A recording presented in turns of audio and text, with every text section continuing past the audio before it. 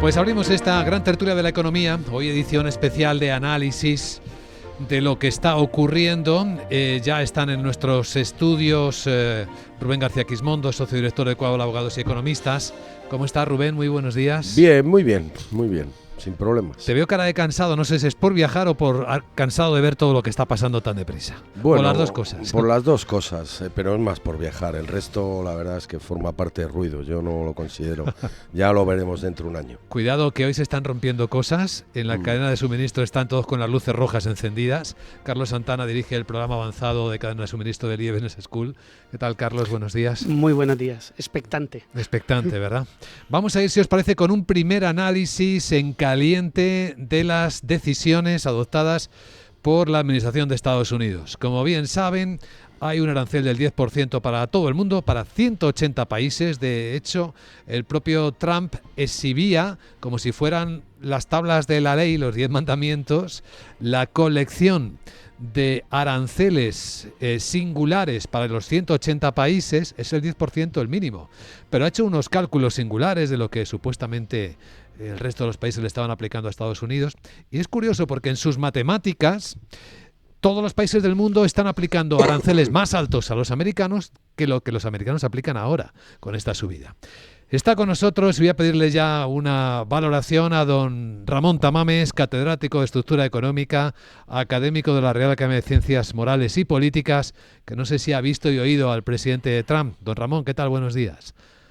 Buenos días. Efectivamente, se ha desatado la guerra comercial con los topes que usted planteaba, y en el caso de la Unión Europea, un 20% de arancel para todo en general y 25% para los vehículos. Naturalmente, mediante órdenes ejecutivas del presidente que no tienen por qué pasar ni por el Congreso, ni por el Senado, ni para nada. Es puro Trump. Y se puede decir que efectivamente, como las tablas de la ley, bajando del Sinaí, así baja Trump al mundo, imponiendo además toda una serie de mentiras, porque Europa se ha beneficiado mucho de Estados Unidos. Bueno, el plan Marshall fue muy importante, pero Europa pagó a Estados Unidos con unas importaciones, la adopción del dólar como moneda prácticamente usual, etcétera, etcétera. Nada de eso. Y luego, aunque esté en el fondo de las cosas, querido Luis Vicente, hay que tener en cuenta que Trump lleva también el asunto de Putin en Ucrania, y está muy descontento porque Putin no quiere firmar la tregua, y eso va a traer consecuencias seguramente de nuevas sanciones para Rusia, dificultando más aún el acuerdo. Estamos pues en un momento decisivo en que se tomarán decisiones muy importantes. La señora presidenta de la Comisión Europea dice que hoy a partir de las 5 de la mañana empieza el contraataque de la Unión Europea con sus propios aranceles. Esa es la cosa, más o menos, la situación, estado de situación. Profesor Tamames, en su visión como historiador de la economía, usted ya ha visto batallas arancelarias previamente y está viendo cómo se anuncian contramedidas. ¿Cuál es el escenario más probable a su juicio? Yo estuve en la preparación del arancel Ullaces de 1963, que negociamos en Ginebra, en el GATT, y después en la Organización Mundial de Comercio, y es un arma formidable. Nosotros llegamos con unos niveles muy altos de protección y luego fuimos adoptando ya los de la comunidad. Esta resurrección de los aranceles es un anacronismo por parte de Trump, una muestra de desconfianza con sus socios tradicionales europeos, y se puede decir que va a traer mucha ruina a muchos negocios norteamericanos, por las señales que cantidad de expertos, de sabios de Estados Unidos están viniendo ya para Europa a colocarse en empresas europeas, entre ellas en España. Es impresionante la fuga de talento que va a haber seguramente de Estados Unidos. ¿A España cómo le va a pillar esta guerra, profesor Tamames? Hay ya un debate importante y se puede decir que no debemos la ganancia a la cosa. Por ejemplo, quieren poner un gravamen del 200% a los vinos y licores, y eso es increíble. Y el aceite de oliva, mantener niveles muy altos, prohibitivos. Todo eso va a significar un intento de cubrir con producción norteamericana mucho más cara y no tanta calidad que la que tienen actualmente en los mercados donde los aranceles habían desaparecido virtualmente y resucitan por obra y magia de Trump, ¿no? O sea, estamos en una situación muy difícil. Hoy intervenciones especiales en este programa que tiene un formato especial de análisis y agradecemos mucho esta intervención muy especial de alto nivel del profesor Ramón Tamames. Gracias, don Ramón, por este análisis. Muchas gracias y me retiro si me lo permite. Claro que Gracias. sí. Gracias por esta aportación de valor. Vamos a estar en unos minutos en conexión con Bruselas, donde el lobby de los agricultores y empresas de alimentación europeos están mirando con especial preocupación lo que está desatándose con estos aranceles. En todas las cadenas de valor, como le decíamos a Carlos Santana en el comienzo, en el saludo, ¿no? Que ahora mismo están, fíjate, ahora mismo en los mercados financieros lo que más se está mirando es cómo los futuros americanos están recibiendo el primer impacto fuerte en la propia economía americana en términos de renta variable, cómo son las empresas americanas que dependen más de las cadenas de valor exteriores. Y aquí el paradigma es Apple, con la mayor parte de su producción en China, en mercados asiáticos, los que están más tocados, con caídas entre el 6 y el 7% del mercado fuera de hora, Carlos. Amazon, 6% también había bajado. Se está hablando de quitar la exención que tienen las importaciones de menor valor de $800, también las tiene ahora en el objetivo. Ha levantado un muro el presidente Trump, que recuerda al de finales. Había una gráfica hoy en el The Economist, tiene los aranceles a valor de finales de 1800. O sea, como bien decías, habían desaparecido por completo, habían ido bajando a lo largo de estos últimos 100 años y está en un momento histórico. Yo me pregunto qué busca conseguir con esto Luis Vicente. O sea, es como dice la película esta que está ahora muy de moda sobre su vida, el The Apprentice, ¿no? Se quiere pasar de frenada, hay término de negociación.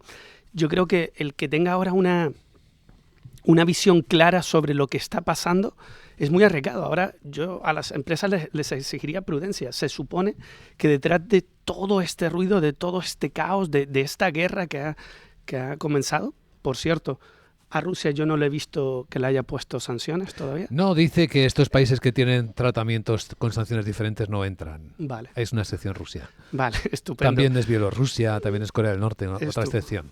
Bueno, lo primero, el número. ¿Cómo llega el número? Creo que decía muy bien Antonio en la entrevista antes, el presidente del Club de Exportadores, que es un número ficticio, que no es real, ¿no? Que volvemos a esta posverdad, a este ruido, a lo que hablábamos hace unas semanas también en la guerra de Ucrania, que había puesto más de lo que realmente pone, que la Unión Europea no pone.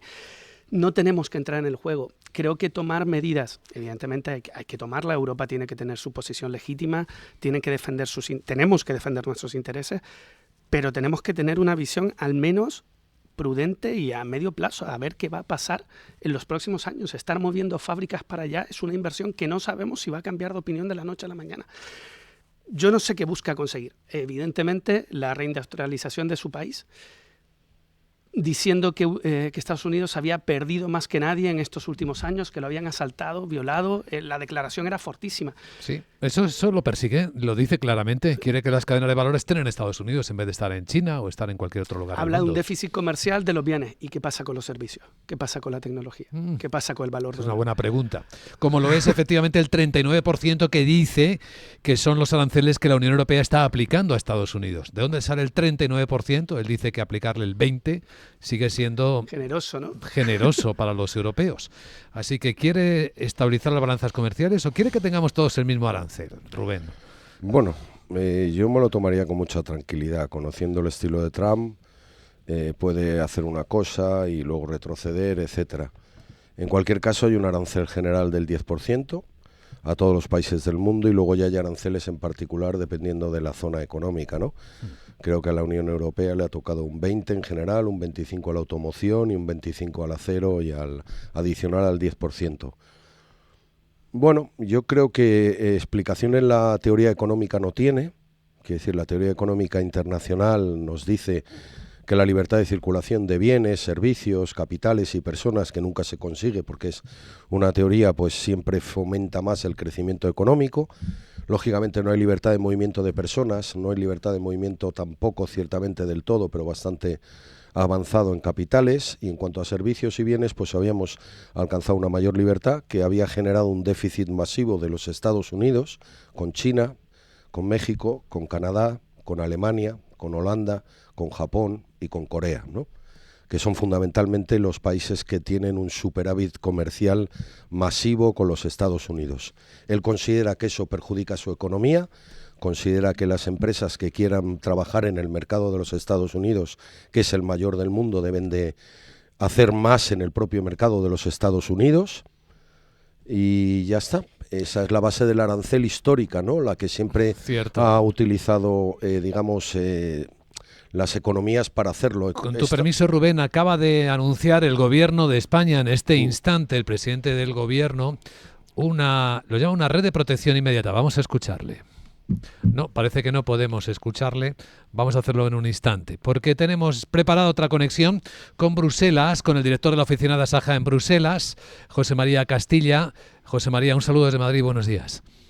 ¿Qué tal? Buenos días, un saludo desde Bruselas. Bueno, pues siguiendo las reacciones al anuncio realizado por el presidente de los Estados Unidos, Donald Trump, de estos aranceles del 20% a la Unión Europea, ¿qué impacto, José María, calculan ustedes que va a tener en el sector primario de Europa, de España en particular?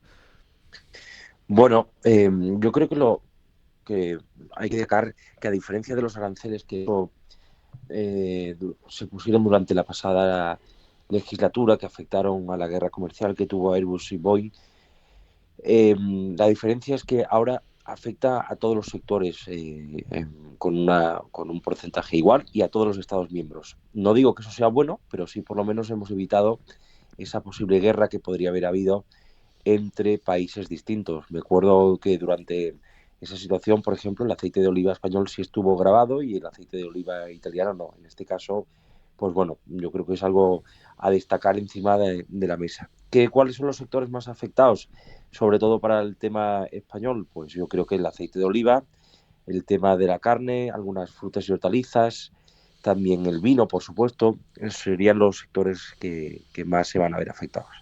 Hace un instante el Gobierno de España anunciaba la activación de instrumentos comerciales y financieros a disposición del Estado para desplegar una red de protección inmediata y una estrategia de relanzamiento de los sectores afectados por los aranceles impuestos por Estados Unidos, sin tener todavía más detalle. Estamos esperando este plan de contingencia.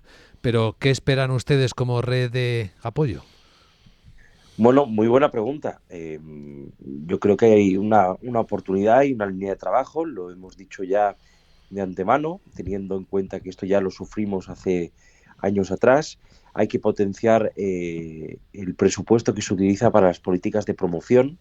España tiene la obligación de pedirle o de exigirle a la Unión Europea que esos fondos se incrementen para conquistar otros mercados.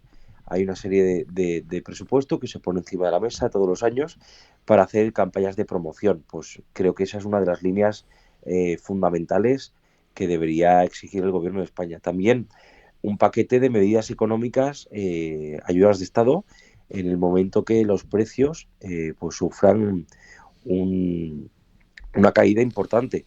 Yo creo que la ayuda de Estado en estas situaciones está más que permitida.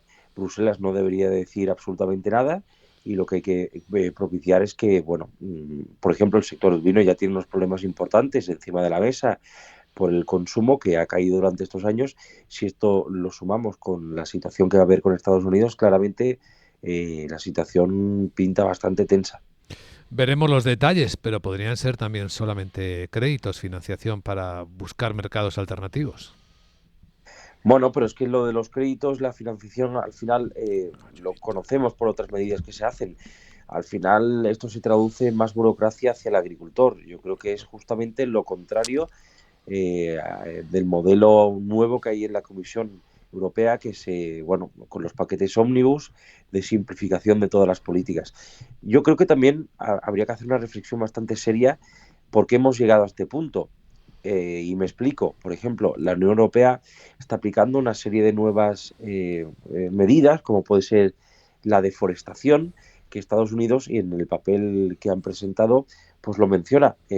Considera que son medidas que van más allá de lo que es la Organización Mundial del Comercio y que Europa ha ido hacia una dirección unilateral de imposición de pues trabas hacia el comercio exterior. Entonces habría que ahí también hacer un pensamiento común y ver si de verdad ese es el camino que hay que dirigirse con la exportación de leyes, que decimos que a veces parece que Europa peca por hacer una política neocolonialista. Ya no vamos a los países a exportar sus recursos y lo que hacemos es exportar leyes. Entonces, claro, eso crea una distorsión también y unas tensiones comerciales que yo creo que igual merece también una reflexión. Desde luego que sí. Agradecemos a José María Castilla, director de la oficina de Asaja en Bruselas, que ha atendido esta llamada de Capital Radio. Gracias, José María. Buenos días, gracias. Buenos días. Estamos haciendo este análisis especial en Capital Radio, mirando todo el tiempo cómo se comportan los futuros de las bolsas. Estamos a 20 minutos de que abran las bolsas de Europa. La caída va a estar, según el futuro del IBEX 35 para España, en el 1,5%. No es una gran caída, comparando con otras crisis, es una corrección. Y es llamativo que sea bastante inferior a lo que va bajando el futuro del Eurostoxx, que es un 2,3%. Y es menor incluso, de hecho es la mitad, lo que cae el futuro de la bolsa española de lo que está cayendo el futuro de la bolsa americana, que está bajando un 3% el S&P 500. No sé si esto nos da medida de algo, Rubén.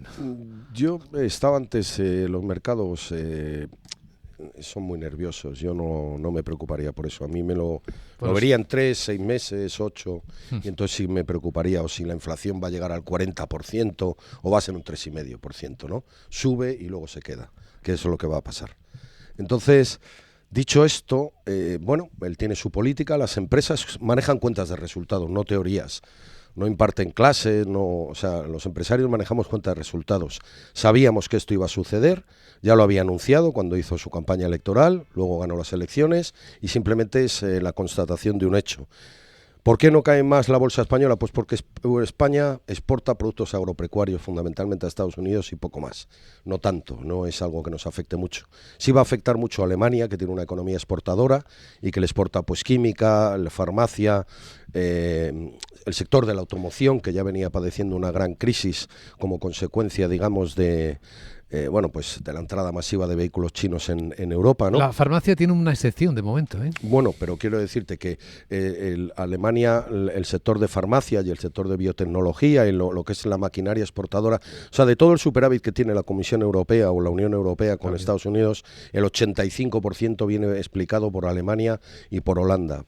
Poquito más o poquito menos, siempre han sido los grandes. Entonces, por eso probablemente el Eurostoxx cae más que el español, y si nos fuéramos al DAX también. Pero yo tampoco insisto en que yo creo que la obligación del empresario es adaptarse a los cambios que se producen, ¿no? Yo creo que lo decía antes Carlos y estoy de acuerdo. No sabemos si esto se mantendrá, ¿no? Yo no voy a tomar una decisión de inversión en un activo por, digamos, a 6 meses. Bueno, ¿no? espera, que el futuro del DAX viene en positivo, incluso. Bueno, pues está subiendo 3 décimas. Pues lo que te quiero decir con eso es que los mercados parece que no predicen muy bien las situaciones económicas, sino que son más bien otra cuestión. Bueno, ¿no? fíjate, sobre todo a un día. A un día que es todo claro, muy nervioso. Y sobre todo porque el mundo se va a acabar, o eso es lo que están lanzando los medios de comunicación, pero yo creo que no se va a acabar. Este no está lanzando esa idea, ¿eh?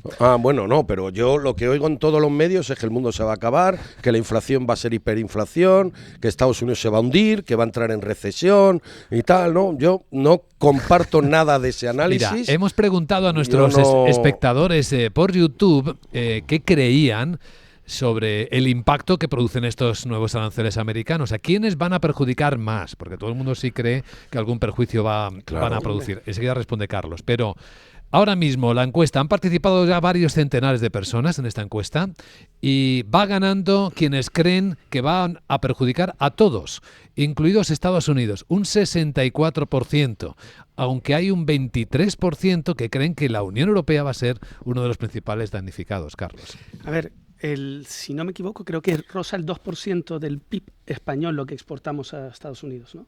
Andaba por ahí uno con algo largo. Oye, o sea, decir que eso no va a afectar es de loco. Yo estoy con Rubén, hay que darnos un poco de tiempo, no hay que tomar decisiones precipitadas ahora. O sea, el que Estados Unidos nos diga, quiero que tengas la fábrica aquí, que vamos a poner fábricas allá mañana, ya, con los costes que sostiene. Salvo que tú exportes a Estados Unidos y de repente si mañana es tu único mercado, te no pongan tienes un otra. más 20%. O más. China, si sumas los aranceles que tiene para China, es el 50%. Había una pieza muy buena en Foreign Policy que hablaba de que China ya está preparada y que tiene el plan de realmente ir a Estados Unidos, hacer esa inversión, estar presente. Pero ¿por qué no tiene otra? Porque sí que necesita estar ahí, porque es su modelo de negocio. Nosotros a lo mejor tenemos que mirar a otros mercados. Yo no sé cómo va a afectar, de verdad, y que yo igual no soy el mejor de los tertulianos, Luis Vicente, pero creo que ahora el momento exige prudencia. Bueno, pues el nerviosismo al que hacía referencia Rubén se está notando. Corrijo lo que acabo de decir, el futuro del IBEX. Bueno, lo han corregido quienes invierten en el futuro del IBEX. Ya baja el 2,1%. 102. No, perdón. 1,3. No, estaba mirando el futuro de Eurostoxx. Hay mucha volatilidad, ¿eh? Eso. ¿Y sabéis quién está ganando en esta escena? Los que disfrutan del río revuelto, quienes apuestan por la volatilidad, el VIX, ¿sabes? Es una forma de invertir.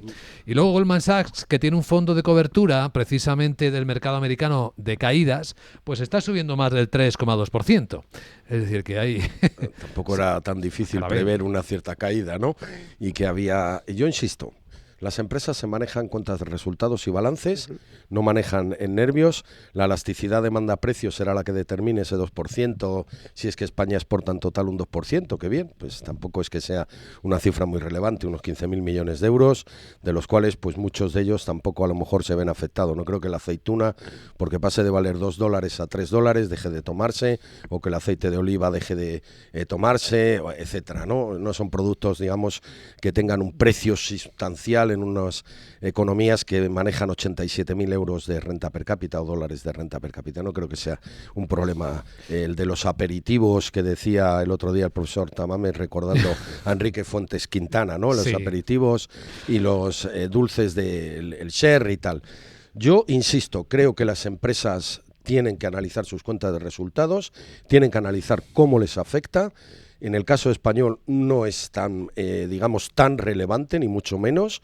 Yo no creo que haya que dar ayudas. Y digo algo más, dado que los aranceles son muy malos y que todo esto es horrible, yo si fuera la Unión Europea no pondría ningún arancel.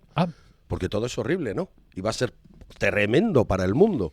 Así que lo mejor es como Australia. A ver, pero tienes a los lobbies diciendo, oye, protégenos, protégenos. Los lobbies diciendo, pues pero como es horrible, no lo hagamos. Esto es lo que quiere hacer Vietnam ahora, Rubén. Claro, bueno, no lo hagamos. Quiero decir, si es tan horrible la ruptura del comercio internacional en el que se basan las economías exportadoras, o sea, China, Corea del Sur, Japón, Alemania, Holanda, etcétera, ¿no? Que son las economías exportadoras del mundo, que además su principal mercado siempre está en Estados Unidos, quizá también un poco en la Unión Europea, pues que no ponga nada, que no ponga ningún arancel, que no haga ninguna medida y que siga apostando por el libre comercio, por la digitalización, por la energías renovables, por la huella de carbono, por la integración, todo eso, ¿no? En lo que nos hemos gastado miles de millones de dólares y ya nos sirve. Son perspectivas muy buenas, Carlos. La Unión Europea depende más de la exportación que Estados Unidos o China.